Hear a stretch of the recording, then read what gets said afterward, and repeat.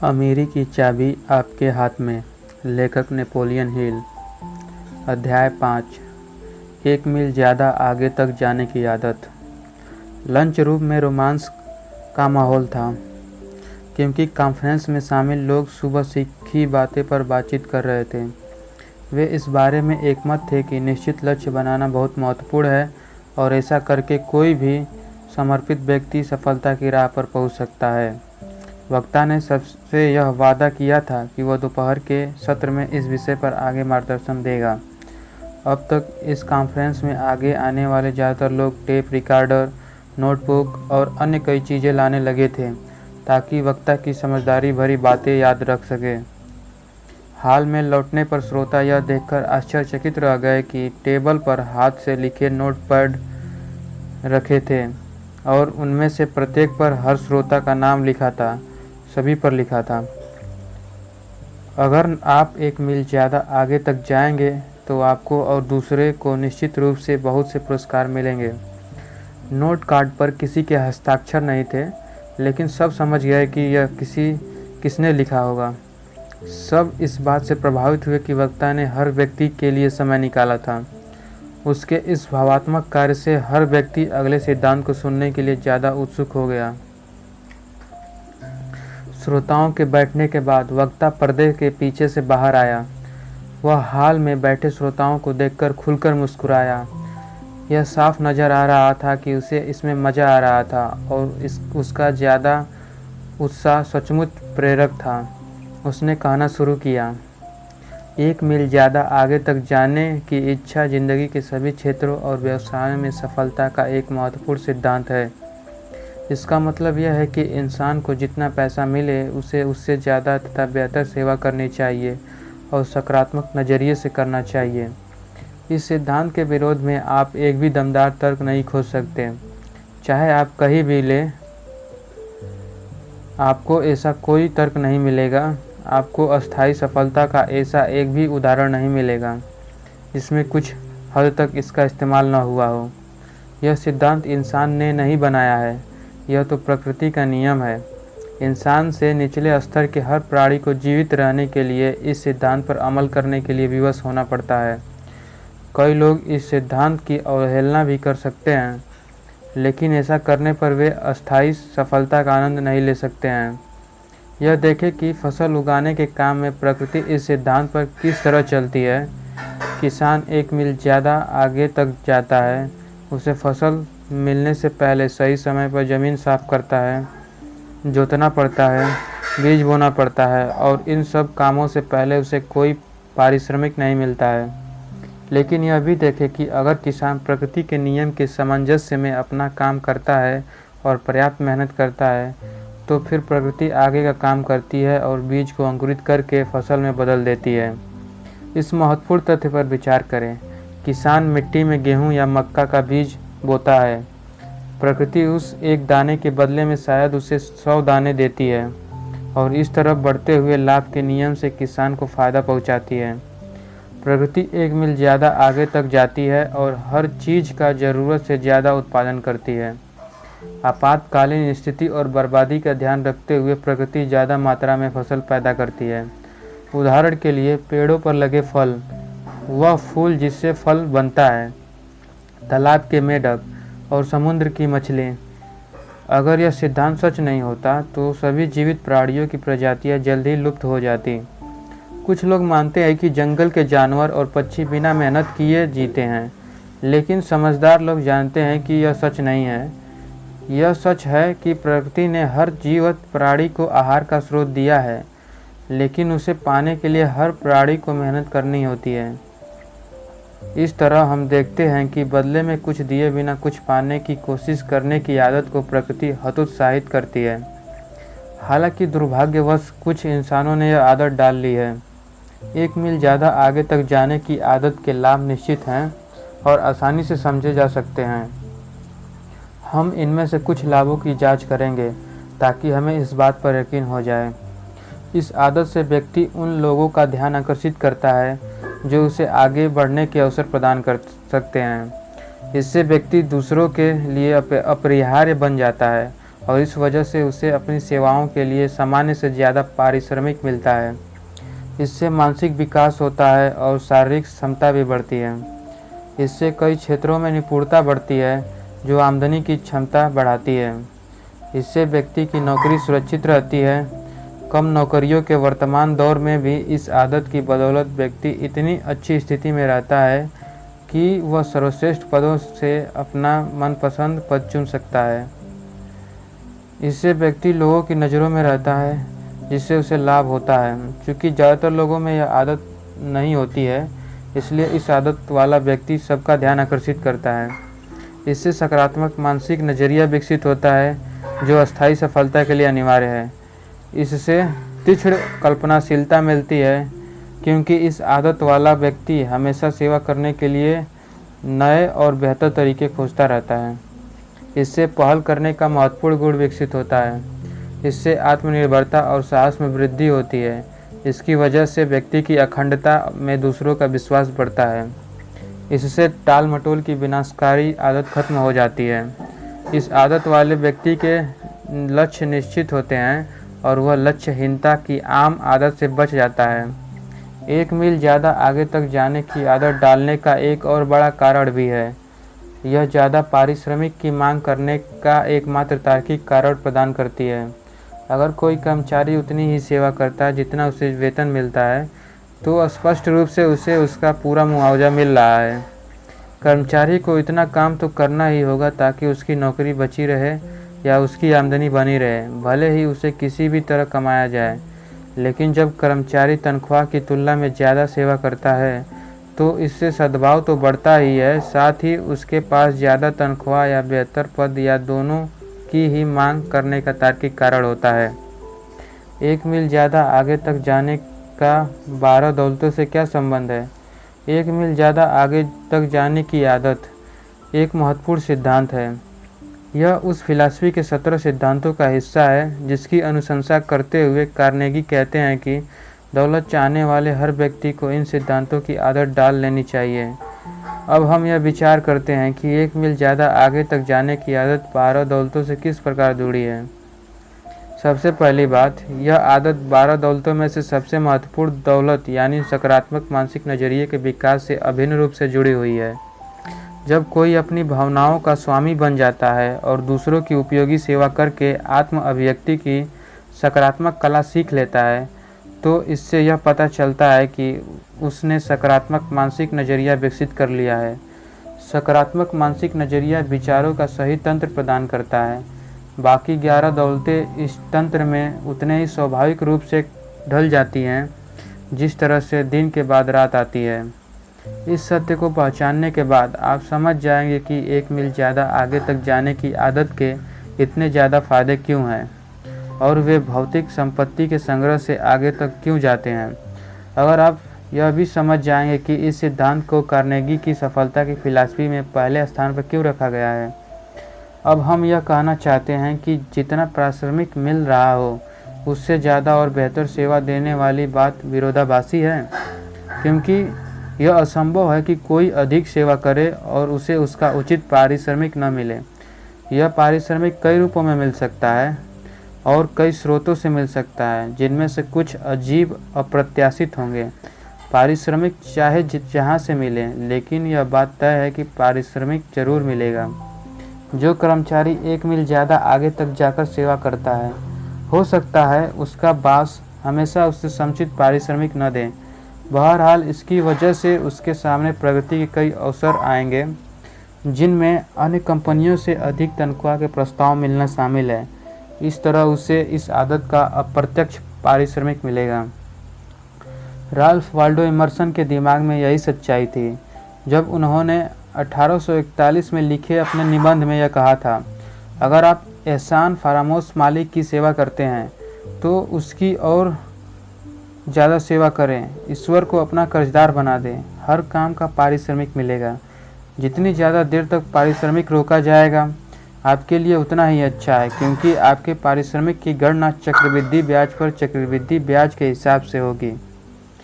एक बार फिर हम विरोधाभासी दिखने वाले संदर्भ में बात करते हैं। यह याद रखें कि अगर श्रम करने के बदले में कोई प्रत्यक्ष या तात्कालिक आर्थिक पारिश्रमिक न मिले तो यह सबसे लाभकारी स्थिति है। याद रखें, तनख्वाह पर काम करने वाले लोगों को पारिश्रमिक दो रूपों में मिलती है।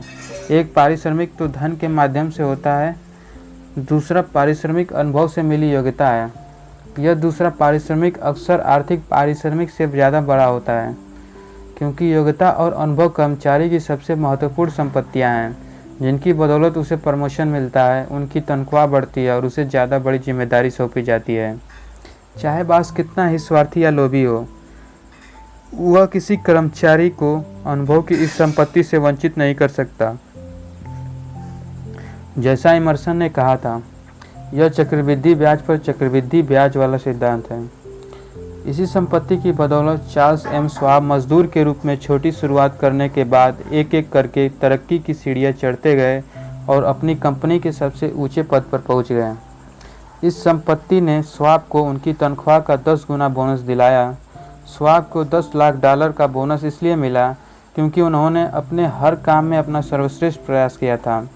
हमें याद रखना चाहिए कि यह एक ऐसी परिस्थिति थी जिस पर उनका पूरा नियंत्रण था, और अगर उन्होंने 1 मील ज़्यादा आगे तक जाने की आदत नहीं डाली होती तो यह परिस्थिति उत्पन्न ही नहीं हो सकती थी। यहाँ पर हमें यह भी नहीं भूलना चाहिए कि जो व्यक्ति 1 मील ज़्यादा आगे तक जाने की आदत डाल लेता है, वो अपनी सेवाओं के खरीदार को उचित पारिश्रमिक देने के लिए 2 तरीके से मजबूर करता है। एक तो न्याय के सिद्धांत के कारण, और दूसरा इस डर से कि कहीं इतना मूल्यवान कर्मचारी चला न जाए। और हम यह भी समझ सकते हैं उस महान औद्योगिक लीडर के मन में क्या रहा होगा जिन्होंने यह कहा था, 40 घंटे प्रति सप्ताह न्यूनतम काम करने के नियम में मेरी ज़्यादा रुचि नहीं है। मेरी रुचि तो यह पता लगाने में है कि मैं एक दिन में 40 घंटे का काम कैसे कर सकता हूँ। इसी व्यक्ति ने कहा था, अगर मुझे विवश किया जाए कि सफलता के इन 17 सिद्धांतों में से किसी एक को चुनूं और अपनी सफलता को दांव पर लगाने का जोखिम लूं, तो मैं 1 मील ज़्यादा आगे तक जाने के सिद्धांत पर बेझिझक अपना सब कुछ दांव पर लगा दूंगा। बहरहाल सौभाग्य से उन्हें ऐसा करने की ज़रूरत नहीं थी, क्योंकि व्यक्तिगत सफलता के 17 सिद्धांत किसी और जंजीर की कड़ियों की तरह एक दूसरे से जुड़े हुए हैं। साथ मिलकर ये प्रबल शक्ति का माध्यम बन जाते हैं। इन सिद्धांतों में से किसी एक को भी हटाने से शक्ति कम हो जाएगी। जिस तरह एक कड़ी को हटाने से जंजीर कमज़ोर हो जाती है, इनमें से हर सिद्धांत मस्तिष्क के किसी निश्चित और सकारात्मक गुण का प्रतिनिधित्व करते हैं। विचार की शक्ति से उत्पन्न हर परिस्थिति में इन सिद्धांतों का आपसी तालमेल आवश्यक होता है। ये 17 सिद्धांत अंग्रेजी वर्णमाला के 26 अक्षरों से की तरह हैं, जिनके तालमेल से इंसान किसी भी तरह के विचार को अभिव्यक्त कर सकता है। वर्णमाला के अकेले अक्षरों का बहुत कम अर्थ होता है या जरा भी अर्थ नहीं होता, लेकिन जब उन्हें तोड़कर या जोड़कर शब्द बनाए जाते हैं तो वे मस्तिष्क में आने वाले किसी भी विचार को व्यक्त कर सकते हैं। ये 17 सिद्धांत व्यक्तिगत सफलता की वर्णमाला है। उनके माध्यम से सभी गुण अपने सर्वोच्च और सबसे लाभकारी रूप में व्यक्त किए जा सकते हैं। वे ऐसे साधन उपलब्ध कराते हैं जिनसे व्यक्ति अमीरी की महान चाबी हासिल कर सकता है। 1 मील दूर तक जाने से कुछ लोगों को कैसे लाभ हुआ? कोई भी बिना किसी कारण के कोई काम नहीं करता है। आइए देखें 1 मील ज़्यादा आगे तक जाने की आदत डालने वाले कुछ लोगों को कैसे परिणाम मिले। यह भी देखें कि क्या उनको मिलने वाले परिणाम इस बात को उचित ठहराते हैं कि हमें भी यह आदत डाल लेना चाहिए। आइए उन लोगों के उदाहरण देखें जिन्होंने इस आदत को अपने जीवन में उतारकर लाभ पाया। कुछ साल पहले की बात है।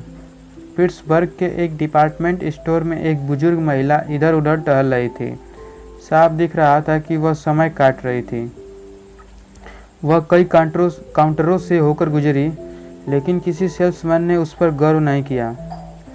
सबने यह समझ लिया कि वह अपना समय काट रही है और वह कुछ नहीं खरीदेगी। इसलिए जब भी वह किसी काउंटर के पास जाती थी तो वहाँ खड़ा सेल्समैन दूसरी तरफ देखने लगता था।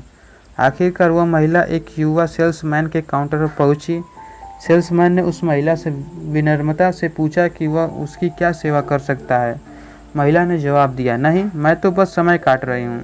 मैं बारिश रुकने का इंतज़ार कर रही हूँ ताकि उसके बाद मैं घर जा सकूँ। ठीक है मैडम, उस युवक ने मुस्कुराकर कहा, क्या मैं आपके बैठने के लिए कुर्सी बाहर निकाल दूं? और फिर महिला के जवाब का इंतजार किए बिना वह कुर्सी ले आया। अब बारिश रुक गई तो वह युवक उस बुजुर्ग महिला का हाथ थामकर उसे सड़क तक ले गया और उसे अलविदा भी कहा। चलते चलते महिला ने उस युवक से उसका कार्ड मांग लिया। कुछ महीने बाद स्टोर के मालिक को एक पत्र मिला। उस पत्र में यह कहा गया था कि स्टॉकलैंड में एक बड़े घर की सजावट के लिए सामान चाहिए, इसलिए उस युवक को सामान का ऑर्डर लेने के लिए स्कॉटलैंड भेजा जाए। स्टोर के मालिक ने पत्र के जवाब में लिखा कि वह युवक घर की साज सज्जा वाले विभाग में काम नहीं करता है। इसके बाद उसने यह भी लिखा कि इस काम के लिए किसी ज़्यादा अनुभवी व्यक्ति को भेजने में उसे खुशी होगी। तत्काल जवाब आया कि उस खास युवक को छोड़कर किसी और को न भेजा जाए। उन पत्रों पर एंड्रयू कार्नेगी के दस्तखत थे और जिस घर को वे सजाना चाहते थे वह स्कॉटलैंड का स्कीबो महल था। वह बुजुर्ग महिला और कोई नहीं कार्नेगी की माँ थी। उस युवक को स्कॉटलैंड भेजा गया। उसे कई लाख डॉलर के सजावटी सामान का ऑर्डर मिला और साथ ही स्टोर की हिस्सेदारी भी। बाद में वह स्टोर का आधा मालिक बन गया। कुछ साल पहले द गोल्डन रूल मैगजीन के संपादक को डेवनपोर्ट, आयोवा के पामर स्कूल में भाषण देने के लिए आमंत्रित किया गया। वे अपनी सामान्य फीस यानी $100 के और यात्रा खर्च के बदले में वहीं भाषण देने के लिए तैयार हो गए। स्कूल में खाली समय के दौरान संपादक को अपनी मैगजीन के कुछ लेखों के लिए बहुत बढ़िया सामग्री मिल गई। भाषण देने के बाद जब संपादक शिकागो लौटने की तैयारी करने लगे तो स्कूल वालों ने उनसे यात्रा के हुए खर्च का विवरण मांगा ताकि उन्हें चेक दिया जा सके। उन्होंने चेक लेने से इनकार कर दिया। उन्होंने कहा कि वे न तो अपने भाषण की फीस लेंगे न ही यात्रा खर्च लेंगे। उन्होंने तर्क दिया कि अपनी मैगजीन के लिए उन्हें यहाँ बहुत सी सामग्री मिल गई है जो पर्याप्त भुगतान था। चेक लिए बिना ही उन्होंने शिकागो की ट्रेन पकड़ी और चलते समय वे सोच रहे थे कि यहाँ आने से उन्हें बहुत फ़ायदा हुआ। अगले सप्ताह डेवनपोर्ट से उनकी मैगजीन के नए ग्राहक बनने के लिए ग्राहक राशि आने लगे। सप्ताह के अंत तक $6000 ग्राहक राशि आई। फिर संपादक को डॉक्टर पामर का पत्र मिला। उस पत्र में उन्होंने बताया कि यह ग्राहक राशि उनके विद्यार्थी भेज रहे थे। सभी विद्यार्थियों को यह पता चल चुका था कि संपादक ने अपनी भाषण के बदले में कोई फीस नहीं ली थी जिसके वे हकदार थे और जिसका उनसे वादा किया गया था। अगले 2 साल में पामर स्कूल के विद्यार्थियों और स्नातकों ने द गोल्डन रूल मैगजीन के लिए $50,000 की ग्राहक राशि भेजी। यह कहानी इतनी प्रभावशाली थी कि इसे एक अंतर्राष्ट्रीय स्तर की मैगजीन में प्रकाशित किया गया। इसके बाद कई अन्य देशों के लोग भी द गोल्डन रूल मैगजीन के ग्राहक बनने लगे। इस तरह फीस लिए बिना $100 की सेवा देकर संपादक ने बढ़ते लाभ के नियम को प्रेरित कर दिया। इसकी बदौलत उन्हें अपने निवेश से 500 गुना ज़्यादा फायदा हुआ। 1 मील ज़्यादा आगे तक जाने की आदत कोई काल्पनिक बात या मनगढ़ंत सपना नहीं है। इससे फ़ायदा होता है और बहुत ज़्यादा फ़ायदा होता है। इससे भी बड़ी बात यह है कि यह आदत भूलती नहीं है। अन्य निवेशों की तरह भी 1 मील ज़्यादा आगे तक जाने की आदत अक्सर ज़िंदगी भर लाभ पहुंचाती है। आइए हम देखते हैं कि 1 मील ज़्यादा आगे तक जाने के अवसर को नज़रअंदाज करने के क्या परिणाम हुए। न्यूयॉर्क स्थित एक कार शोरूम में भरी दोपहर की कार खरीदने के लिए एक आदमी आया। उस शोरूम में सेल्समैन अपनी डेस्क पर बैठा था। तभी अचानक दरवाज़ा खुला और एक आदमी तेज़ी से छड़ी लहराता हुआ अंदर आया। सेल्समैन दोपहर का अखबार पढ़ रहा था। आने वाले पर एक उड़ती निगाह डालने से वह तत्काल इस नतीजे पर पहुंच गया कि ग्राहक की छवि शायद विंडो शॉपिंग करने में है, इसलिए उस पर अपना कीमती समय बर्बाद करने से कोई फ़ायदा नहीं होगा। वह अखबार पढ़ता रहा और उसने अपनी कुर्सी से उठने का कष्ट भी नहीं किया। छड़ी वाला व्यक्ति शोरूम में कभी एक कार को तो कभी दूसरी कार को देखता रहा। आखिरकार वो सेल्समैन के पास आया और उसने अपनी छड़ी लहराते हुए वहाँ तीनों कारों की कीमतें पूछी। अपने अखबार से नजरें हटाए बिना सेल्समैन ने तीनों की कीमत बता दी और अखबार पढ़ता रहा। छड़ी वाला व्यक्ति एक बार फिर उन तीनों कारों के पास गया। उनके टायरों को ठोकर मारकर उनकी जांच करने के बाद वह अखबार पढ़ने में व्यस्त सेल्समैन के पास आया और उससे बोला, मुझे समझ में नहीं आ रहा है कि यह लूँ या वह लूँ, या सबसे दूर वाली लूँ, या इन तीनों को ही खरीद लूँ। अखबार पढ़ रहे सेल्समैन ने समझदारी भरी व्यंग्यात्मक मुस्कान डाली, जैसे कह रहा हो वही हुआ जो मैं सोच रहा था। फिर छड़ी वाला व्यक्ति बोला, अच्छा, मुझे लगता है कि मैं एक ही कार खरीद लूँ, पीले पहिए वाला। वह कार कल मेरे घर भिजवा देना। और आपने मुझे इसकी क्या कीमत बताई थी?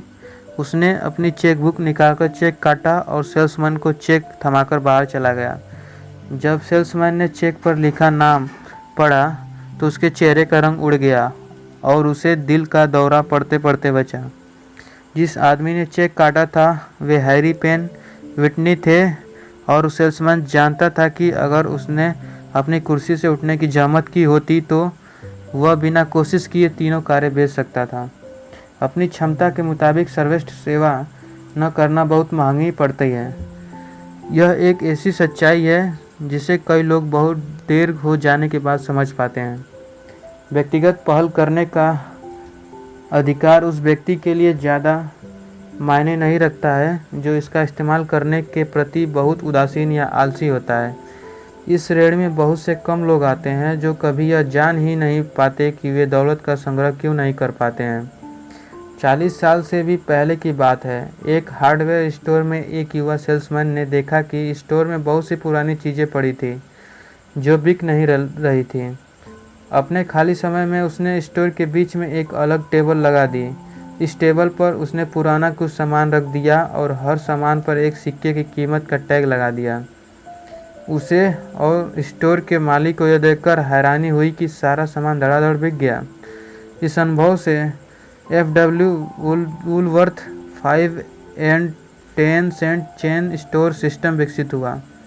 1 मील ज़्यादा आगे तक जाने का यह विचार अचानक जिसे सूझा था वह युवक और कोई नहीं बल्कि फ्रैंक W. वुलवर्थ थे। इस विचार से उन्हें $5 करोड़ से ज़्यादा का फ़ायदा हुआ।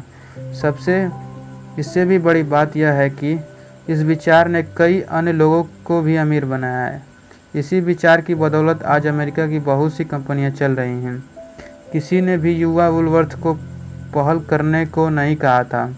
किसी ने भी ऐसा करने के लिए उन्हें पारिश्रमिक नहीं दिया था।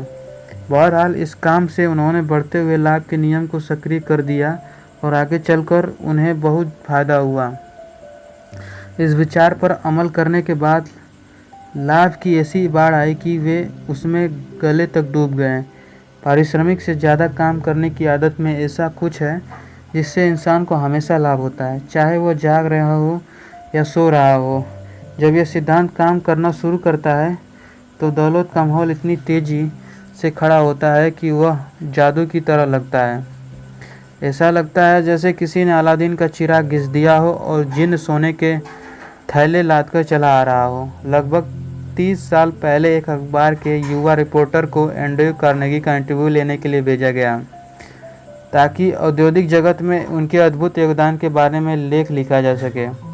इंटरव्यू के दौरान कार्नेगी ने उसे यह संकेत दिया कि अगर उसमें 1 मील ज़्यादा आगे तक जाने का भविष्य दृष्टि हो, अगर वह 20 साल तक बिना पारिश्रमिक के अलाभकारी मेहनत करना चाहता हो, तो वह एक ऐसा काम कर सकता है जिससे वह स्टील किंग से भी ज़्यादा अमीर बन जाएगा। रिपोर्टर ने उस चुनौती को स्वीकार किया और काम में जुट गया। 20 साल की अलाभकारी मेहनत के बाद रिपोर्टर ने एंड्रयू कार्नेगी से सीखे हुए अमीर बनने के तरीके दुनिया के सामने रखे। इसके साथ ही उसने 500 अन्य सफल लोगों से सीखे गए तरीकों भी दुनिया के सामने रखे। इन सभी सफल लोगों ने 1 मील ज़्यादा आगे तक जाने की छोटी सी आदत से इतनी बड़ी दौलत इकट्ठी की थी। आज यह जानकारी पुस्तक के रूप में दुनिया के हर अंग्रेजी भाषी देश में पहुंच चुकी है। यह लाखों करोड़ों लोगों को मदद कर रही है जो अपनी पहल शक्ति का प्रयोग करके सफल होने का रहस्य सीखना चाहते हैं। इसका बहुत सी विदेशी भाषाओं में अनुवाद भी हो चुका है। यह फिलॉसफी उन लोगों की मदद करने के लिए बनाई गई है जो पारिश्रमिक से ज़्यादा मेहनत करने से नहीं कतराते हैं और जो खुद को मिले अवसर को अमीरी में बदलना चाहते हैं। आज अखबार के इस पूर्व रिपोर्टर को अपनी 20 साल की अलाभकारी मेहनत के बदले में जो पारिश्रमिक मिल रहा है वह उसकी सभी ज़रूरतों को पूरा करने के लिए काफ़ी है। उसने जो दौलतें पाई हैं उनमें सबसे बड़ी है मानसिक शांति, दुनिया भर में फैले अनमोल मित्र और अस्थायी सुख जो उस व्यक्ति को मिलता है जो अपना प्रिय काम करता है और उसे करने में व्यस्त रहता है। लगभग 30 साल पहले चार्ल्स एम श्वाब की private rail road car Pennsylvania के उनके स्टील कारखाने में पहुंची। सुबह काफ़ी ठंडी थी और चारों तरफ पाला पड़ा था। श्वाब जब डिब्बे से उतरे तो एक युवक ने उनका स्वागत किया। यह युवक हाथ में स्टेनोग्राफर का नोटबुक थामे था। उसने श्वाब को बताया कि वह स्टील कंपनी के जनरल ऑफिस में स्टेनोग्राफर है और यह देखने आया है कि कहीं श्वाब को उनकी ज़रूरत तो नहीं है। शायद वे कोई पत्र लिखवाना चाहते हों या टेलीग्राम भिजवाना चाहते हों। श्वाब ने उससे पूछा, तुम्हें मेरा स्वागत करने को किसने कहा? युवक ने जवाब दिया, किसी ने नहीं, मैंने आपके आने का टेलीग्राम देखा था इसलिए मैं खुद ही आ गया। मैं आशा कर रहा था कि मैं आपकी सेवा कर सकूं और आपके किसी काम आ सकूं। इस बारे में सोचे, वह वहां इसलिए आया था ताकि वह सेवा कर सके, किसी काम आ सके। वह एक ऐसा काम करना चाहता था जिसके बदले में उसे कोई अतिरिक्त पारिश्रमिक नहीं मिलने वाला था और किसी ने उसे यह काम करने को भी नहीं कहा था। वह अपनी पहल पर खुद वहां आया था। श्वाब ने उसके सेवा भाव के लिए उसे विनम्रता से धन्यवाद दिया और कहा कि इस समय उसे स्टेनोग्राफर की सेवाओं की ज़रूरत नहीं है। उन्होंने उस युवक का नाम अपनी डायरी में लिख लिया और उसे वापस भेज दिया। उस रात जब श्वाब को प्राइवेट कार न्यूयॉर्क लौटने लगी और उसे नाइट ट्रेन से जोड़ा गया तो उसमें युवा स्टेनोग्राफर भी बैठा था। श्वाब के आग्रह पर उसे न्यूयॉर्क में उनका सहयोगी बना दिया गया था। उस युवक का नाम विलियम्स था। वह कई साल तक श्वाब की सेवा में रहा, जिस दौरान उसे बिना मांगे एक के बाद एक कई प्रमोशन मिले। यह अजीब बात है कि जो लोग एक मील ज़्यादा आगे तक जाने की आदत अपना लेते हैं, अवसर उनका पीछा करते हैं। ऐसा निश्चित रूप से होता है। आखिरकार युवा विलियम्स के सामने एक ऐसा अवसर आया जिसे वह नज़रअंदाज नहीं कर सकता था। उसे अमेरिका की एक बड़ी दवा कंपनी का प्रेसिडेंट और बड़ा शेयर होल्डर बना दिया गया। इस पद पर आने के बाद उसे इतनी आमदनी होने लगी जो उसकी ज़रूरतों से बहुत ज़्यादा थी। यह घटना इस बात का स्पष्ट प्रमाण है कि यह आदत अपनाने में कितना फ़ायदा हो सकता है। एक मील ज़्यादा आगे तक जाने की आदत से सिर्फ कर्मचारियों को ही फ़ायदा नहीं होता है, इसके मालिकों को भी फ़ायदा होता है। जैसे हमारे एक परिचित उद्योगपति ने कृतज्ञतापूर्वक बताया है। उनका नाम आर्थर नैश था। वे मर्चेंट टेलरिंग के व्यवसाय में थे। कुछ साल पहले उनका बिजनेस दिवालियेपन की कगार पर पहुंच गया था। प्रथम विश्व युद्ध और बाकी परिस्थितियों की वजह से जिन पर उनका कोई नियंत्रण नहीं था, उनका बिजनेस बर्बादी की कगार पर खड़ा था। उनकी एक गंभीर चिंता यह थी कि उन्हें देखकर उनके कर्मचारी भी पराजयवाद की भावना का शिकार हो गए थे।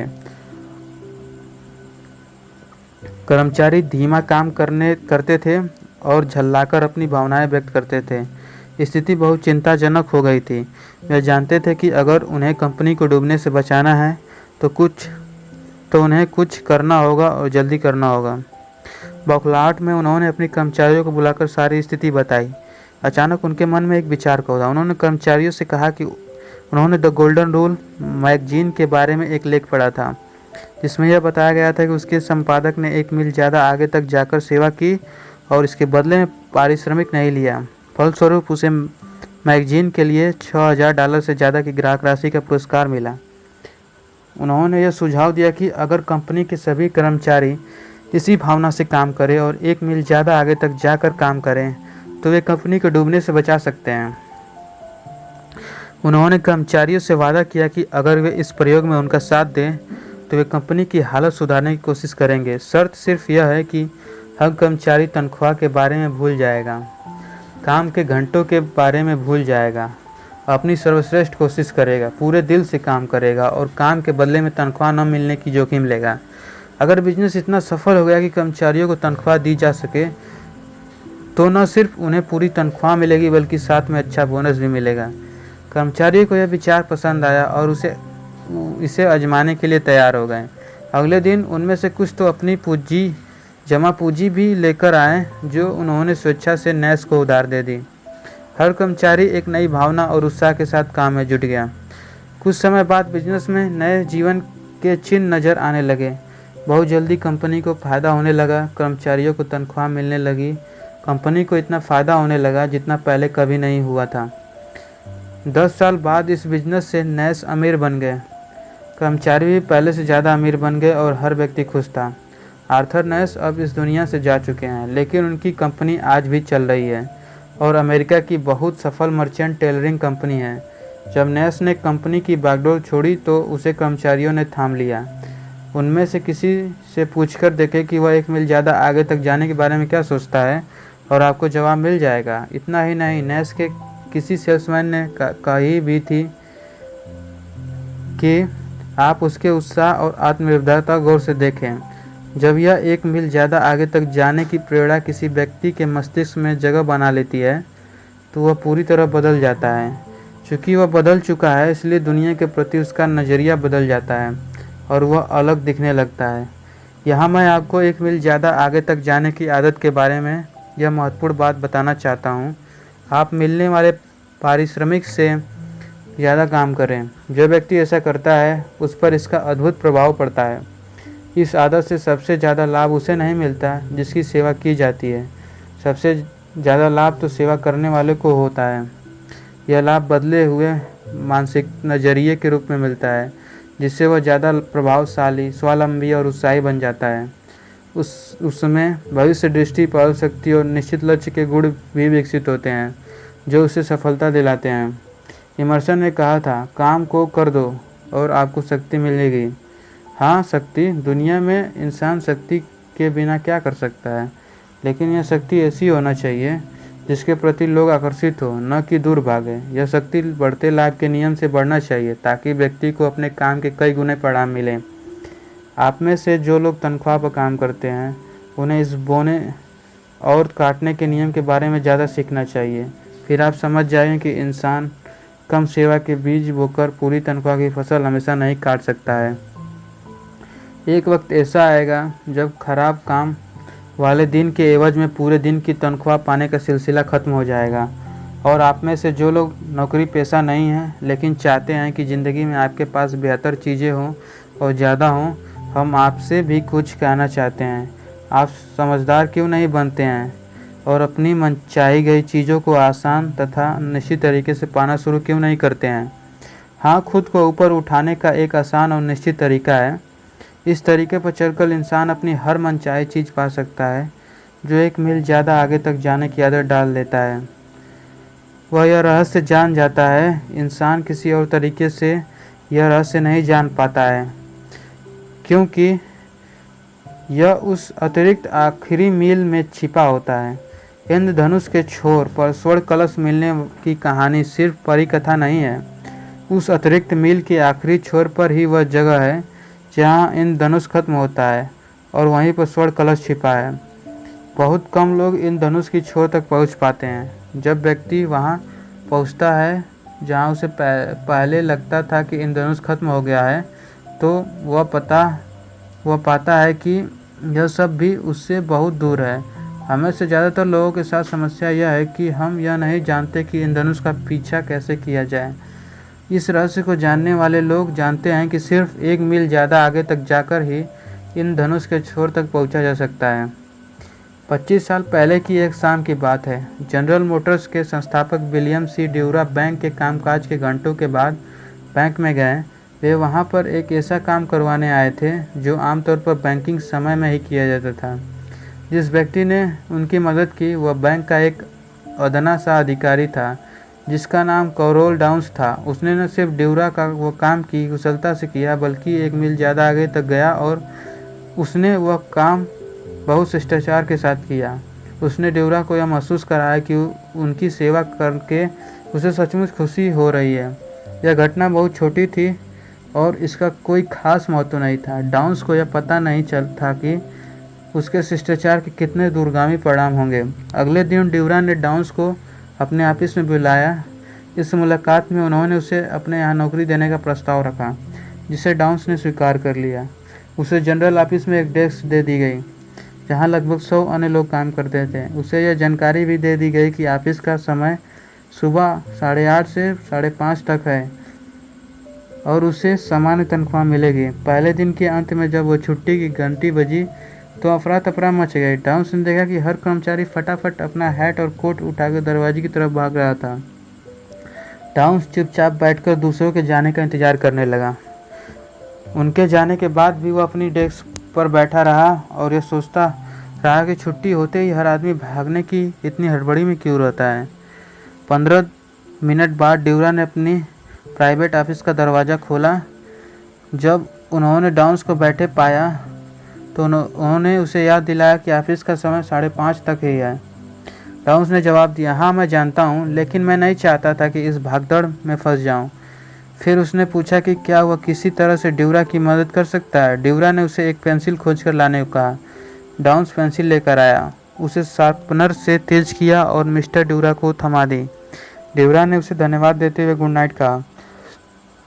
अगले दिन छुट्टी के वक्त होने वाले भागम भाग के दौरान डाउन्स एक बार फिर अपने डेस्क पर बैठा रहा। इस बार उसने इंतजार करने का फैसला कर लिया था। कुछ समय बाद ड्यूरा अपने प्राइवेट ऑफिस से बाहर आए और उन्होंने एक बार फिर डाउन्स से पूछा कि क्या उसे यह पता नहीं कि ऑफिस का समय 5:30 बजे खत्म हो जाता है। डाउन्स ने मुस्कुराते हुए कहा, हाँ मैं जानता हूँ कि यह दूसरों के जाने का समय है, लेकिन किसी ने मुझसे यह नहीं कहा कि 5:30 पर सबको अनिवार्य रूप से ऑफिस से जाना है। इसलिए मैं इस उम्मीद के साथ यहाँ बैठा रहता हूँ कि मैं आपके किसी काम आ सकूँ और आपकी सेवा कर सकूं। ड्यूरा ने कहा, बड़ी अजीब उम्मीद है। वैसे तुम्हें यह विचार कहाँ से सूझा? डाउन्स ने कहा, मुझे यह विचार उस दृश्य से सूझा जो मैं हर दिन ऑफिस की छुट्टी के समय देखता हूँ। ड्यूरा ने कोई जवाब बुदबुदाया जिसे डाउन्स ठीक तरीके से नहीं सुन पाया। फिर ड्यूरा अपने ऑफिस में चले गए। उसके बाद डाउन्स हमेशा ऑफिस के बाद अपनी जगह पर तब तक बैठा रहता था जब तक कि ड्यूरा ऑफिस से न चले जाएं। उसे देर तक रुकने के लिए अलग से कोई पारिश्रमिक नहीं मिलता था।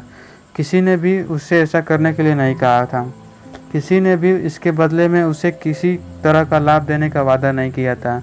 इन परिस्थितियों में कोई भी यही कहेगा कि वो अपना समय बर्बाद कर रहा था। कुछ महीने बाद ड्यूरा ने डाउन्स को अपने ऑफिस में बुलाया। उन्होंने उसे बताया कि उसे दूसरे शहर में एक नए कारखाने में जाना है जिसे हाल ही में खरीदा गया था। उस कारखाने में उसे मशीनें लगवाने के काम की निगरानी करनी थी। कल्पना कीजिए, एक पूर्व बैंक अधिकारी कुछ महीनों में मशीनों का विशेषज्ञ कैसे बन सकता था। कोई बहाना बनाए बिना डाउन्स उस काम के लिए तैयार हो गया। उसने यह नहीं कहा, सर मैं मशीनें लगवाने के बारे में कुछ नहीं जानता। उसने यह नहीं कहा, यह मेरा काम नहीं है या मुझे मशीनें लगवाने के लिए तनख्वाह नहीं मिलती है। नहीं, वह सौंपे गए काम को करने गया और उसे अच्छी तरह पूरा किया। यही नहीं, उसने उस काम को सुखद मानसिक नज़रिए के साथ किया। 3 महीने बाद काम पूरा हो गया। काम इतनी अच्छी तरह से हुआ था कि ड्यूरा ने डाउन्स को अपने प्राइवेट ऑफिस में बुलाकर पूछा कि उसने मशीनों के बारे में कहाँ से सीखा है। डाउन्स ने जवाब दिया, मैंने कभी कुछ नहीं सीखा सर। मैंने तो सिर्फ एक ऐसे लोग को खोजे जो उस काम को अच्छी तरह से करना जानते थे। मैंने तो बस उन्हें काम पर लगा दिया और सारा काम उन्हीं ने किया।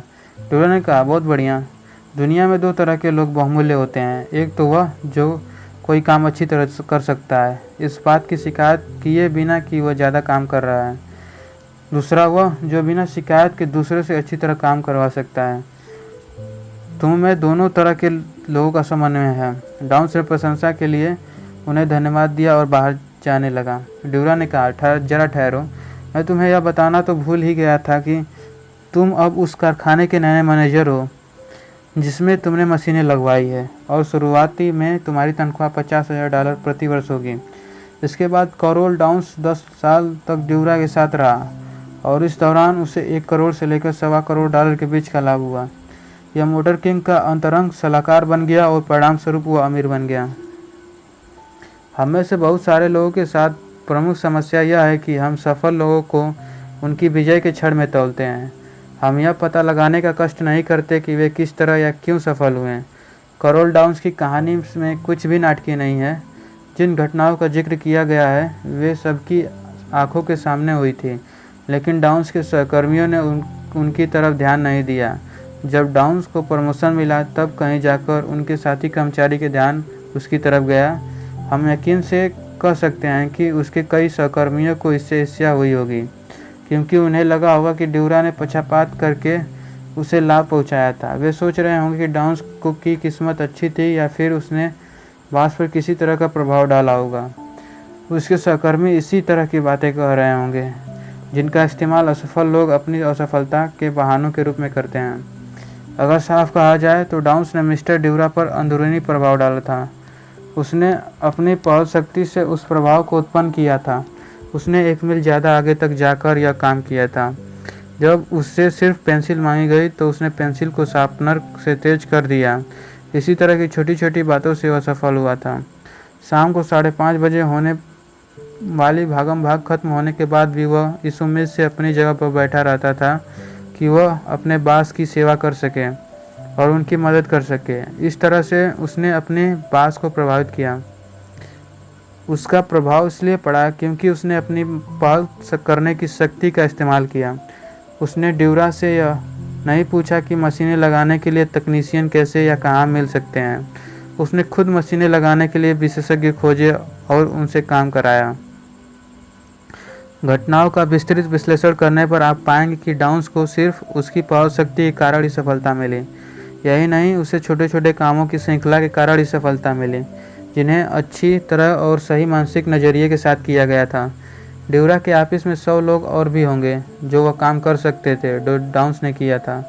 बहरहाल उनके साथ समस्या यह थी कि वे हर शाम 5:30 बजे पर बाहर दौड़ लगाकर इंद्रधनुष के सिरे की खोज कर रहे थे। कई साल बाद एक मित्र ने कैरोल डाउन्स से पूछा कि उसे ड्यूरा के साथ इतनी सफलता कैसे मिली। डाउन्स ने विनम्रता से जवाब दिया, मैंने यह लक्ष्य बना लिया था कि मैं उनके सामने आता रहूँगा ताकि वे मुझे देख सकें। जब उन्हें किसी छोटे मोटे काम की ज़रूरत पड़ी और उन्होंने चारों तरफ किसी कर्मचारी की तलाश की तो उन्होंने मुझे ही बुलाया, क्योंकि सिर्फ मैं ही उन्हें सामने दिखा। कुछ समय बाद उन्हें मुझे बुलाने की आदत पड़ गई। तो अब आपको पता चल गया, ड्यूरा को डाउन्स को बुलाने की आदत पड़ गई। यही नहीं, उन्होंने यह भी देखा कि डाउन्स 1 मील आगे तक जाकर जिम्मेदारियां ले सकता है और उन्हें पूरी कर सकता है। बड़े अफसोस की बात है कि सभी अमेरिकावासी ज़्यादा बड़ी जिम्मेदारियां लेने की भावना से काम नहीं करते हैं। बड़े अफसोस की बात है कि ज़्यादातर अमेरिकी वासी अपने दायित्वों के बारे में ज़्यादा बात नहीं करते हैं। ज़्यादातर लोग तो सिर्फ अमेरिका में अवसरों की कमी की शिकायत ही करते रहते हैं। क्या आज अमेरिका में कोई ऐसा व्यक्ति है जो दावा कर सकता है कि कैरोल डाउन्स बेहतर स्थिति में है? अगर वे हर शाम 5:30 पर ऑफिस से बाहर चले जाते हैं, अगर डाउन्स को किसी कानून द्वारा विवश किया जाता कि उन्हें भी बाकी लोगों की तरह भागम भाग में शामिल होना है, तो क्या होता? अगर वे ऐसा करते तो उन्हें भी अपने काम के लिए समान तनख्वाह मिलती। इससे ज़्यादा कुछ नहीं मिलता। उन्हें इससे ज़्यादा क्यों मिलता? उनकी किस्मत उनके हाथ में थी। उनका भाग्य उनके एकमात्र अधिकार के प्रयोग में छिपा था, जो हर अमेरिकी नागरिक का अधिकार होना चाहिए, अपनी पहल शक्ति का अधिकार, जिसके द्वारा उन्होंने 1 मील ज़्यादा आगे तक जाने की आदत डाल ली। इससे पूरी कहानी समझ में आ जाती है। डाउन्स की सफलता का और कोई रहस्य नहीं है, वे खुद इस बात को स्वीकार करते हैं। गरीबी से अमीरी तक की उनकी उल्लेखनीय प्रगति की परिस्थितियों से परिचित हर व्यक्ति यह बात जानता है। लेकिन एक चीज़ ऐसी है जो कोई भी नहीं जानता, ज़्यादातर लोग कैरोल डाउन्स की तरह तरक्की का रास्ता क्यों नहीं खोज पाते हैं। पारिश्रमिक से ज़्यादा काम करने की शक्ति का एहसास इतने कम लोगों को क्यों होता है? दरअसल इसी में हर महान सफलता का बीज छिपा है। यह हर उल्लेखनीय सफलता का रहस्य है। इसके बावजूद इसके बारे में लोगों को बहुत कम जानकारी होती है। ज़्यादातर लोग तो इसे एक चतुर चाल मानते हैं, जिससे बॉस अपने कर्मचारी से ज़्यादा काम करवा लेते हैं। 1 मील ज़्यादा आगे तक जाने की आदत के प्रति लोग अक्सर उदासीन होते हैं। यह उदासीनता का भाव एक समझदार व्यक्ति के उदाहरण में स्पष्ट दिखाई देता है, जिसने एक बार हेनरी फोर्ड से नौकरी मांगी। फोर्ड ने उससे उसके अनुभव, उसकी आदतें और अन्य समान सवाल पूछे, जिनके जवाबों से वे संतुष्ट हो गए। फिर उन्होंने पूछा, आपको अपनी सेवा के बदले में कितनी तनख्वाह चाहिए? इस बात पर वह आदमी बंगले झाँकने लगा। इसलिए फोर्ड ने आखिरकार कहा, अच्छा, हम एक काम करते हैं, आप काम करना शुरू कर दें और हमें दिखा दें कि आप क्या कर सकते हैं। हम आपका काम देखने के बाद उसके हिसाब से तनख्वाह तय कर लेंगे। समझदार व्यक्ति ने जवाब दिया, मैं इस समय जहाँ नौकरी कर रहा हूँ वहाँ मुझे अपने काम से ज़्यादा तनख्वाह मिल रही है। और हमें कोई शक नहीं कि उसने सच कहा था। इससे यह स्पष्ट होता है कि इतने सारे लोग ज़िंदगी में आगे क्यों नहीं निकल पाते। वे जहाँ हैं वहाँ उन्हें अपने काम से ज़्यादा मिल रहा है। वे यह छोटी सी बात कभी नहीं सीख पाते हैं कि वे ज़्यादा और अच्छा काम करके आगे बढ़ सकते हैं। स्पेनिश अमेरिकी युद्ध खत्म होने के बाद अल्बर्ट हावर्ड ने ए मैसेज टू गार्सिया नामक कहानी लिखी। इस कहानी का सारांश है कि राष्ट्रपति विलियम्स मैकिनली ने रोवन नाम के युवा सैनिक को एक महत्वपूर्ण काम सौंपा। रोवन को अमेरिका सरकार का संदेश विद्रोही सेनापति गार्सिया तक पहुंचाना था, जिसका पता ठिकाना किसी को नहीं मालूम था। युवा सैनिक संदेश लेकर क्यूबा के जंगलों में गया। वहां कई मुश्किलों के बाद उसने गार्सिया को खोजकर उसे संदेश दे दिया। कहानी बस इतनी सी है, एक सैनिक को एक कठिन काम सौंपा गया और उसने बहाना बनाए बिना उस काम को पूरा कर दिया। इस कहानी ने लोगों के दिल को छू लिया। यह दुनिया भर में लोकप्रिय हुई। किसी इंसान ने सौंपे गए मुश्किल काम को अच्छी तरह से किया। यह सामान्य सी बात बहुत महत्वपूर्ण खबर बन गई। ए मैसेज टू गार्सिया को बुकलेट के आकार में छापा गया और इसकी बिक्री आसमान छूने लगी। कुल मिलाकर इस पुस्तक की 1 करोड़ प्रतियां बिकी। इस एक कहानी की बदौलत अल्बर्ट हावर्ड लोकप्रिय बन गए और यह कहने की ज़रूरत नहीं कि अमीर भी बन गए। इस कहानी का अनुवाद कई विदेशी भाषाओं में भी हुआ है। जापानी सरकार ने जापान रूस युद्ध के दौरान अपने हर सैनिक को यह कहानी पढ़ने को दी। पेंसिल्वेनिया रेलरोड कंपनी ने इसकी प्रतियां अपने हजारों कर्मचारियों को दी। अमेरिका की बड़ी बड़ी बीमा कंपनियों ने इस कहानी की प्रतियां अपने सेल्समैन को बांटी। 1915 में अल्बर्ट हावर्ड की लुसीटेनिया की दुर्भाग्यशाली यात्रा में मृत्यु हो गई, लेकिन उनकी मृत्यु के बाद भी एक मैसेज टू गार्सिया अमेरिका की बेस्ट सेलर पुस्तक बनी रही। यह कहानी इतनी लोकप्रिय थी क्योंकि इसमें उस जादुई शक्ति का उल्लेख किया गया था जो उस व्यक्ति के पास होती है जो किसी काम को अच्छी तरह से पूरा करता है। पूरी दुनिया इस तरह के लोगों को पुकार रही है। ज़िंदगी के हर क्षेत्र में उनकी ज़रूरत है। अमेरिकी उद्योग में हमेशा ऐसे लोगों को सिंहासन पर बिठाया जाता है जो जिम्मेदारियां निभा सकते हैं। ऐसे लोग निश्चित रूप से सफल होते हैं, जिनमें 1 मील ज़्यादा आगे तक जाने की आदत होती है, जिनमें सही मानसिक नज़रिए से काम को पूरा करने की आदत होती है।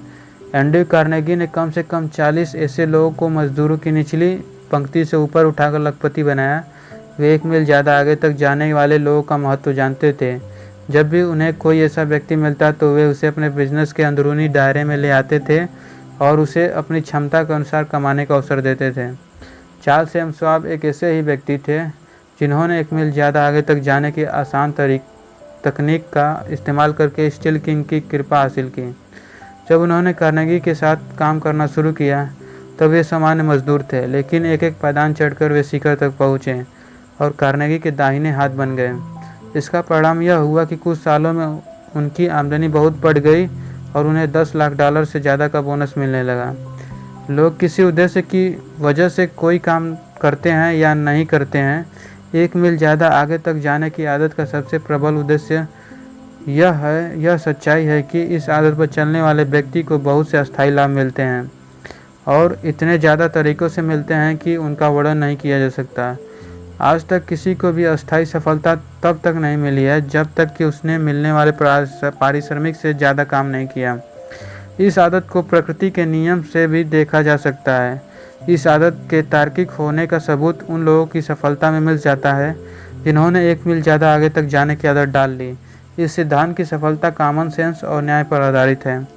इस सिद्धांत की शक्ति की पुष्टि का सबसे अच्छा तरीका यह है कि आप इसे अपनी आदत बना लें, तभी आपको इसकी सच्चाई का पूरा एहसास होगा। कुछ सच्चाइयाँ हम सिर्फ अपने अनुभव से ही सीखते हैं। अमेरिकी नागरिक यह चाहते हैं कि उन्हें अपने देश की प्रचुर दौलत का ज़्यादा हिस्सा मिले। यह एक अच्छी इच्छा है। हमारे देश में चारों तरफ दौलत ही दौलत है, लेकिन हमें इसे गलत तरीके से पाने की मूर्खतापूर्ण कोशिश नहीं करना चाहिए। इसे सही तरीके से हासिल करें, इसे अलग तरीके से हासिल करें, इसे पाने के लिए कोई उपयोगी और मूल्यवान सेवा प्रदान करें। Andrew Carnegie, Thomas Edison, Henry Ford जैसे लोगों ने इसी दौलत को हासिल की थी। हम सफलता हासिल करने के नियम जानते हैं। आइए हम इन नियमों को आत्मसात करें, उनका समझदारी से इस्तेमाल करके अपनी मनचाही दौलत पाएं और अपने देश की दौलत को भी बढ़ाएं। कुछ लोग कहेंगे, मुझे जितना पैसा मिल रहा है मैं पहले ही उससे ज़्यादा काम कर रहा हूँ, लेकिन मेरा बॉस इतना स्वार्थी और लोभी है कि वह मेरी सेवा पर ध्यान ही नहीं दे रहा है। हम सब जानते हैं कि ऐसे लोभी व्यक्ति भी होते हैं जो कम पैसों के बदले में ज़्यादा सेवा चाहते हैं। स्वार्थी बॉस कुम्हार के हाथों में रखे मिट्टी के टुकड़े की तरह होता है। उसका लोभ ही उसे उस कर्मचारी को पुरस्कार देने के लिए प्रेरित कर सकता है जो मिलने वाले पारिश्रमिक से ज़्यादा सेवा करता है। लोभी बॉस उस कर्मचारी को नहीं खोना चाहता है। इसने एक मील ज़्यादा आगे तक जाने की आदत अपना ली है। वह जानता है कि ऐसे कर्मचारी मूल्यवान होते हैं। यह एक ऐसा बटन है जिसे दबाकर लोभी बॉस को पुरस्कार देने के लिए प्रेरित किया जा सकता है। हर चतुर व्यक्ति इस बटन को दबाने का तरीका जान सकता है। वह ऐसा सेवा की गुणवत्ता या मात्रा को कम करके नहीं बल्कि उसे बढ़ाकर करता है। जो व्यक्ति अपनी सेवाएं बेचने में माहिर होता है वह लोभी खरीदार का उतनी ही आसानी से लाभ उठा सकता है जितनी आसानी से कोई चतुर महिला अपने मनपसंद पुरुष को प्रभावित कर सकती है। यह प्रभावशाली तकनीक वैसी ही है जिसका इस्तेमाल चतुर महिलाएं पुरुषों को साधने के लिए सदियों से करती आई हैं। चतुर व्यक्ति यह लक्ष्य बना लेता है कि वह बाकी कर्मचारियों से ज़्यादा और बेहतर काम करके लोभी बॉस के लिए अनिवार्य बन जाए। लोभी बॉस ऐसे कर्मचारियों को छोड़ने से पहले अपनी आंखें और दांत निकाल कर दे देगा। इस तरह बॉस या मालिक का लोभी होना उस व्यक्ति के लिए बहुत अच्छा साबित होता है जो एक मील ज़्यादा आगे तक जाने की आदत डाल देता है। हमने कम से कम 100 बार इस तकनीक का प्रयोग करके देखा है। जब कर्मचारियों ने लोभी और शोषक बॉस की कमजोरियों का फ़ायदा उठाया है, हमने एक बार भी इसे असफल होते नहीं देखा। कई बार लोभी बॉस ने उतनी जल्दी कदम नहीं उठाया जितनी उम्मीद थी। बहरहाल यह उसी की बदकिस्मती साबित हुई क्योंकि उस कर्मचारी ने किसी दूसरी कंपनी के मालिक का ध्यान आकर्षित कर लिया। नतीजा यह हुआ कि दूसरी कंपनी के मालिक ने उस कर्मचारी को ज़्यादा तनख्वाह पर अपने यहाँ नौकरी दे दी। एक मील ज़्यादा आगे तक जाने की आदत पर अमल करने वाले को किसी तरह से धोखा नहीं दिया जा सकता। अगर उसे एक जगह सही प्रतिष्ठा नहीं मिलती तो यह अपने आप किसी दूसरे जगह से मिल जाती है, आमतौर पर तब जब इसकी सबसे कम उम्मीद होती है। अगर व्यक्ति मिलने वाले पारिश्रमिक से ज़्यादा काम करता है तो उसे सफलता हमेशा और हर हाल में मिलती है।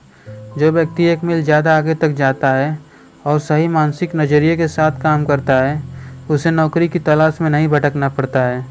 उसे इसकी ज़रूरत ही नहीं पड़ती क्योंकि नौकरी खुद ही उसकी तलाश में भटकती रहती है।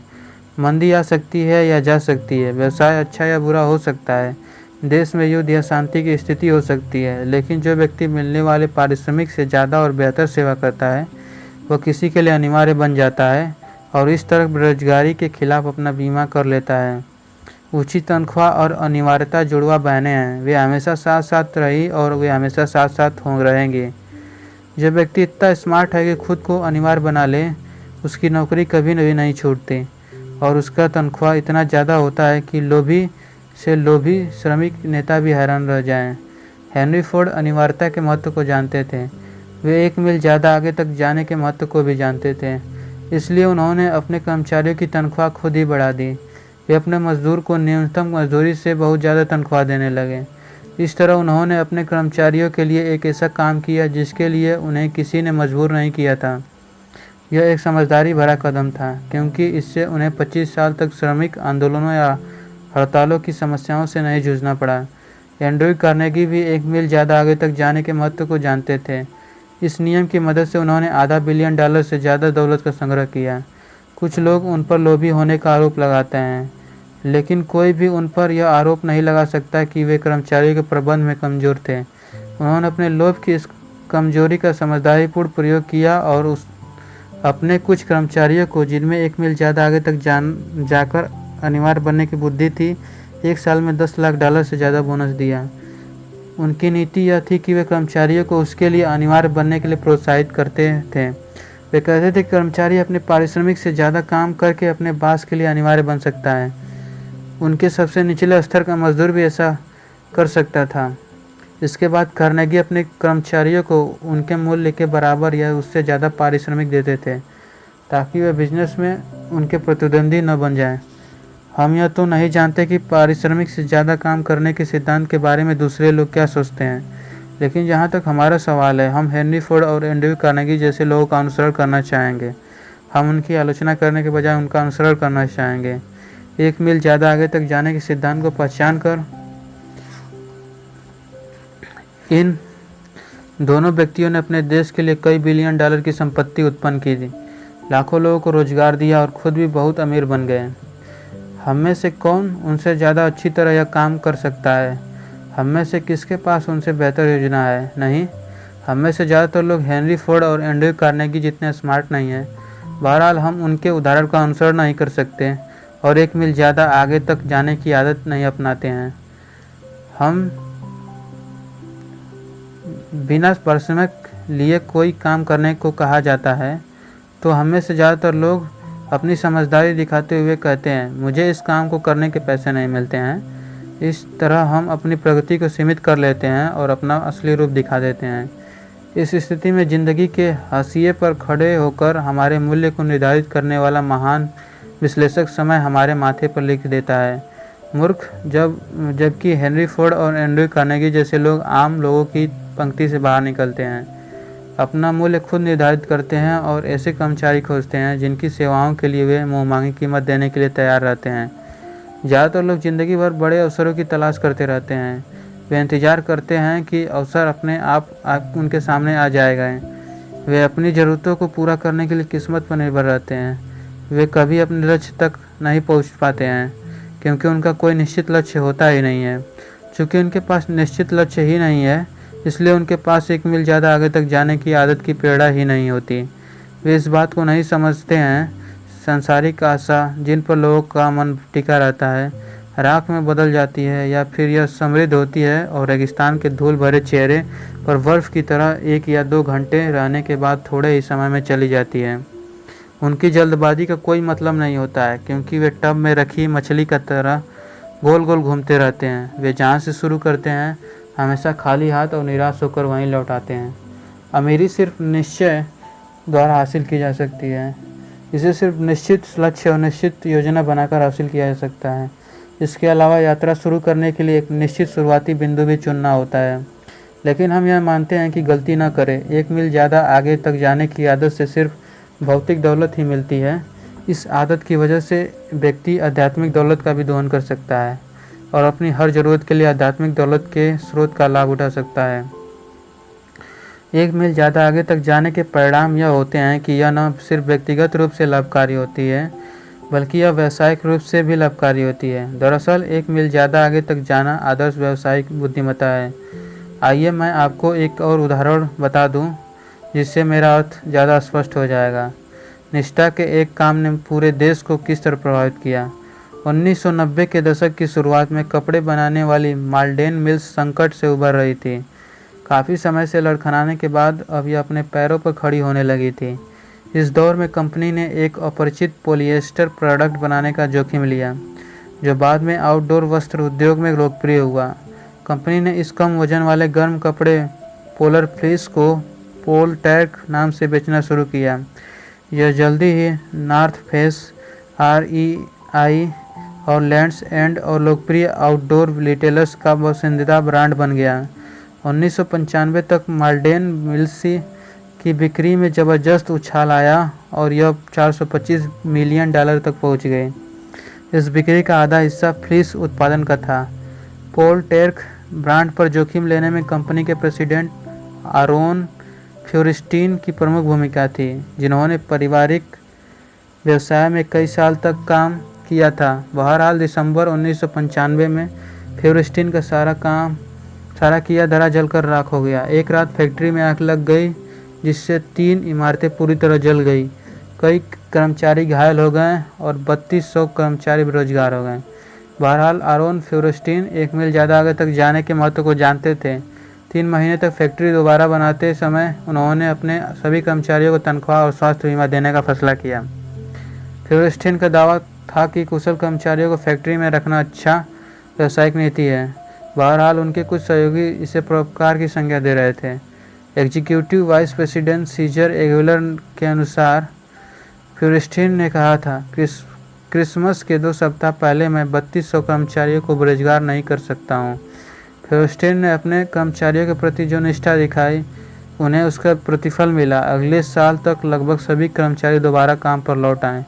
इसके अलावा इस काम के लिए फेउस्टीन की काफ़ी सराहना हुई।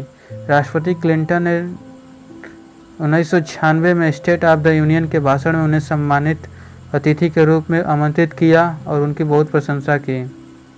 अगर कोई दूसरी कंपनी होती तो वह अपने नुकसान को कम करने के लिए कर्मचारियों को निकाल देती और उन्हें तनख्वाह भी नहीं देती, लेकिन आरोन फेउस्टीन एक मील ज़्यादा आगे तक गए और रोल मॉडल बन गए। वे आदर्श नियोक्ता का अनुपम उदाहरण बन गए, जिसकी बदौलत उन्हें अपने कर्मचारियों की निष्ठा तथा समर्पण भी हासिल हुआ।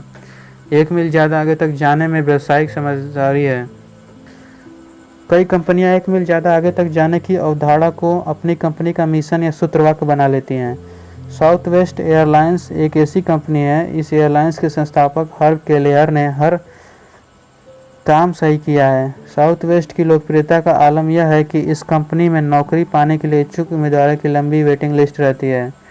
इस कंपनी की सफलता का प्रमुख कारण यह है कि इसकी उत्कृष्ट ग्राहक सेवा है। केलेहर खुद कहते हैं, मैं जानता हूं कि यह बात आसान लगती है, लेकिन मैं अपने कर्मचारियों से कहता हूं, सेवा करने के स्वयं नियम का पालन करो। दूसरे को उसी तरह से सेवा करो जिस तरह आप अपनी सेवा करवाना चाहते हो। मैं अपने कर्मचारियों से कहता हूं, मान लीजिए आप किसी रेस्टोरेंट या डिपार्टमेंट स्टोर में जाएं, तो क्या आप उस सेल्समैन या सेल्स गर्ल को पसंद करेंगे जो आपकी तरफ ध्यान नहीं देता हो, जिसे आपकी ज़रूरतों या इच्छाओं की परवाह न हो, और जो आपसे इस तरह व्यवहार करे जैसे आप व्यक्ति न होकर वस्तु हो?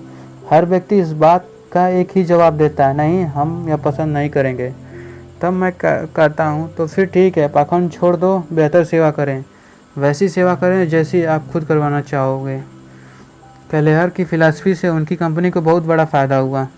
साउथ वेस्ट एयरलाइंस को उत्कृष्ट ग्राहक सेवा के लिए जाना जाता है। यही नहीं, arts and entertainment cable channel ने एक रियलिटी शो एयरलाइंस बनाया, जिनमें इस एयरलाइंस के कर्मचारियों की ज़िंदगी के एक दिन का चित्रण किया गया। इस शो पर जनता की प्रतिक्रिया बहुत उत्साहपूर्ण थी। कई ग्राहक तो यह देखकर रोमांचित थे कि जिस कंपनी को वे व्यक्तिगत रूप से इतना पसंद करते थे, उसका इतने अच्छे ढंग से प्रचार किया जा रहा है। एडवर्ड कोएट की एक प्रेरक कहानी। स्मार्ट और समझदार लोग आर्थिक लाभ पाने के लिए 1 मील ज़्यादा आगे तक जाने के सिद्धांत पर अमल करते हैं और अमीर बन जाते हैं। बहरहाल सचमुच समझदार लोग ये जानते हैं कि इस सिद्धांत का सबसे बड़ा लाभ दौलत नहीं है, इसके दूसरे लाभ बहुत ज़्यादा हैं, जैसे आजीवन मित्रता, सामंजस्यपूर्ण संबंध, प्रेमपूर्ण परिश्रम, लोगों को समझने की क्षमता, दूसरे के साथ अपनी नियामतें बांटने की इच्छा, जो ज़िंदगी की 12 दौलतों की श्रेणी में आते हैं। एडवर्ड कोएट ने इस सच्चाई को पहचाना है और अमेरिकी चाबी पा ली है। वे लॉस एंजलिस, कैलिफोर्निया में जीवन बीमा बेचते थे। जीवन बीमा सेल्समैन के रूप में करियर की शुरुआत में वे बहुत ज़्यादा मेहनत करते थे, लेकिन इसके बावजूद उनकी कमाई बहुत कम होती थी। उन्होंने उस क्षेत्र में कोई रिकॉर्ड नहीं बनाया। एक दुर्भाग्यपूर्ण व्यावसायिक कोशिश में उन्होंने अपना सारा पैसा गंवा दिया और वे सीढ़ी की सबसे निचली पायदान पर आ गए। वे एक नई शुरुआत करने के लिए मजबूर हो गए। मैंने कहा दुर्भाग्यपूर्ण व्यावसायिक कोशिश, लेकिन शायद मुझे कहना चाहिए था सौभाग्यपूर्ण व्यावसायिक कोशिश, क्योंकि नुकसान के कारण वे रुकने, देखने, सुनने और सोचने पर मजबूर हुए। उन्होंने इस बात पर काफ़ी विचार किया कि किस्मत कुछ लोगों को सफलता की बुलंदियों तक क्यों पहुंचाती है और बाकी लोगों को अस्थायी पराजय या अस्थायी असफलता की खाई में क्यों धकेल देती है। वे सफलता की इस फिलॉसफी के विद्यार्थी बन गए, जिसे एंड्रयू कार्नेगी ने उपलब्ध कराने में मदद की थी। जब कोएट 1 मील ज़्यादा आगे तक जाने के सबक पर पहुँचे, तो उन्हें ज्ञान का इतना ज़बरदस्त एहसास हुआ जो पहले कभी नहीं हुआ था। वे यह समझ गए थे कि भौतिक दौलत का नुकसान उन्हें इससे ज़्यादा बड़ी दौलत की तरफ ले जा सकता है, जिसमें आध्यात्मिक शक्तियाँ भी शामिल है। इस खोज के बाद कोएट एक एक करके ज़िंदगी की 12 दौलतें हासिल करने लगे। सबसे पहले तो उन्होंने सकारात्मक मानसिक नज़रिया विकसित किया। कुछ समय तक उन्होंने यह सोचना बंद कर दिया कि वे कितना जीवन बीमा बेच सकते हैं। उन्होंने दूसरों की सेवा करने के अवसर की तलाश में इधर उधर देखना शुरू किया।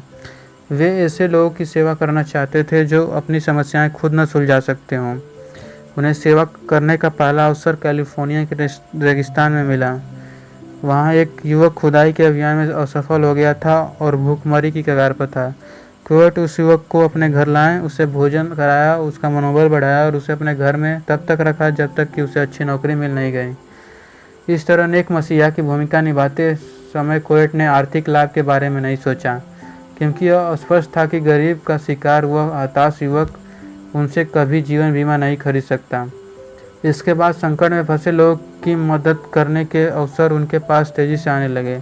ऐसा लग रहा था जैसे कोएट चुंबक हो, जिनकी तरफ सिर्फ समस्या में फंसे लोग ही आकर्षित होते थे, लेकिन जो दिखता वो हमेशा सच नहीं होता। उस वक्त कोएट इम्तिहान के दौर से गुजर रहे थे। वे दूसरों की मदद करने के लिए अपने उद्देश्य की गंभीरता को प्रमाणित कर रहे थे। हमें यह नहीं भूलना चाहिए कि जो भी व्यक्ति 1 मील ज़्यादा आगे तक जाने के सिद्धांत पर चलता है, उसे इस दौर से ज़रूर गुजरना पड़ता है। फिर स्थिति बदली। एडवर्ड कोएट की किस्मत ने एक ऐसा पलटा खाया जिसकी उन्हें कतई उम्मीद नहीं थी।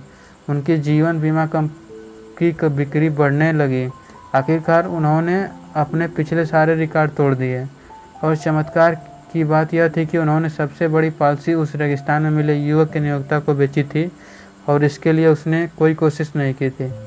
इसी तरह उसका जीवन बीमा अपने आप बिकता रहा। अब वे कम मेहनत करके ज़्यादा बीमा बेच रहे थे, जबकि पहले वे बहुत कड़ी मेहनत के बावजूद बहुत कम बीमा बेच पाते थे।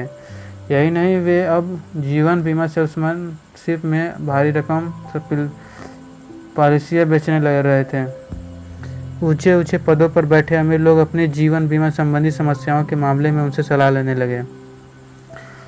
उनका बिजनेस इतना फला फूला कि जल्दी ही उसे लक्ष्य तक पहुंच गए, जो हर जीवन बीमा सेल्समैन का लक्ष्य होता है, $1 मिलियन राउंड टेबल की आजीवन सदस्यता।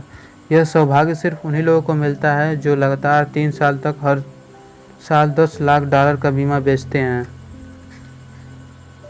इस उल्लेखनीय लक्ष्य तक उनसे पहले उस समय तक केवल 57 लोग पहुँचे थे। इस तरह आध्यात्मिक दौलत की तलाश कर रहे एडवर्ड कोएट को भौतिक दौलत भी मिल गई, और उनकी कल्पना से बहुत ज़्यादा मिली। नेक मसीहा की भूमिका निभाने के 6 साल बाद कोएट ने साल के शुरुआती 4 महीनों में ही $20 लाख से ज़्यादा का जीवन बीमा बेचा। उनकी उपलब्धियों की कहानी देश भर में फैल गई। उन्हें जीवन बीमा सम्मेलनों में भाषण देने के लिए आमंत्रण मिलने लगे, क्योंकि बाकी जीवन बीमा सेल्समैन जानना चाहते थे कि वे इस व्यवसाय में इतनी प्रगति करके इतनी ऊपर कैसे पहुंच गए। उन्होंने उन लोगों को बुलाया। उन्होंने बताया कि आम लोगों से हटकर 1 मील ज़्यादा आगे तक जाने की आदत डालने के कारण उन्हें सफलता मिली थी।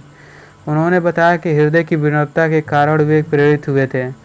उन्होंने बेहिचक यह स्वीकार किया कि वे किसी दूसरे की फिलॉसफी पर अमल करके सफल हुए थे।